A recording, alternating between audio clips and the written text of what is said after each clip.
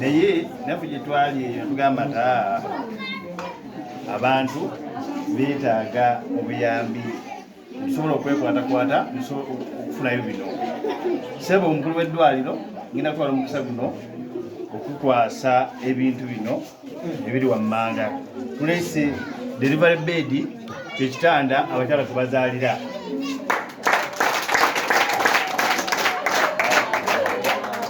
Ssebo ne tubeerayo ne weighing scale. Weighing scale eno omwana bamala okuzaalibwa bamupimirawo mizaani y'omwana omuto.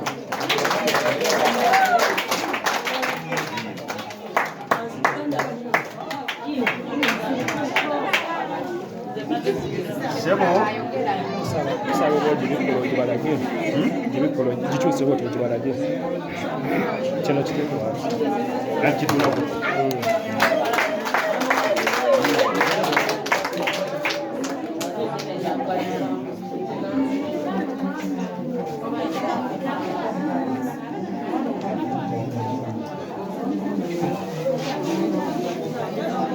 dwaliro bakuma temperature thermometers.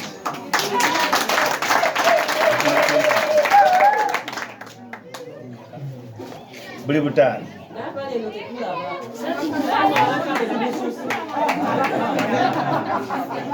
Ssebo ne tuleetayo stethoscope zino zipima okuwuliriza, ateeka mu kutu n'akuteeka ku mutima n'alaba omutima gukuba gutya.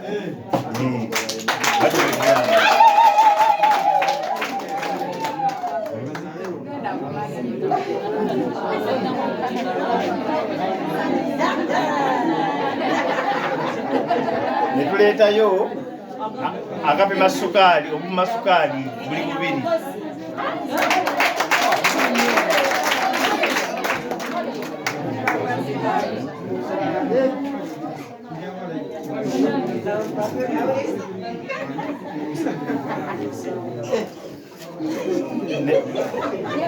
Ne tuleetayo ebipima pressure, aba pressure bw'otuuka mu ddwaliro opima pressure.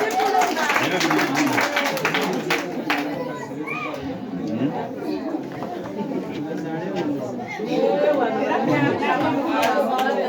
Ne tuleetayo mizaani abantu abakulu baba balina okupima ne balaba obutoowootya.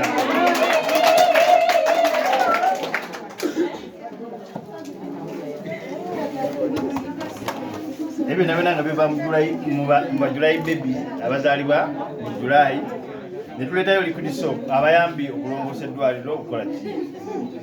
Ne tuleetayo ebintu ebirala byo sabbuuni. Tuleeseeyo n'ebintu ebirala biri mulongo, engoye, engatto z'okugabira abantu.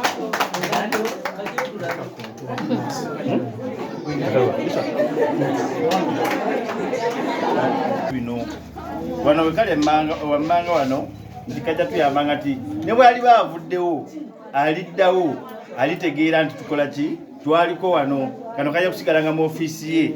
Kasoma, the value of one's life can be measured if the person is able to make significant difference in someone's life. Omuntu alina obusobozi okukwata kw'oyo. Omuzungu akiyita legacy.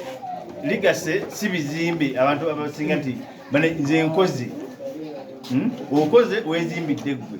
Naye legacy kyekintu ky'okwata ku bulamu bw'oyo ekijja okubeerawo olubeerera. Omukululo gwoleka emabega. Naffe gwe tugezaako okukola ki? Okukola leero. Ssebo omukulu w'eddwaliro katwala omukisa guno okukwasa egundi wandire tukwasa omukulu July baby kamu jangu eno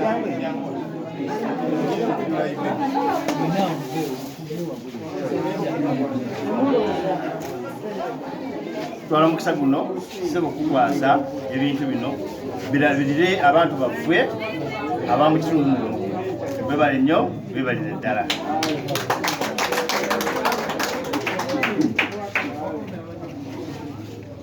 Okay.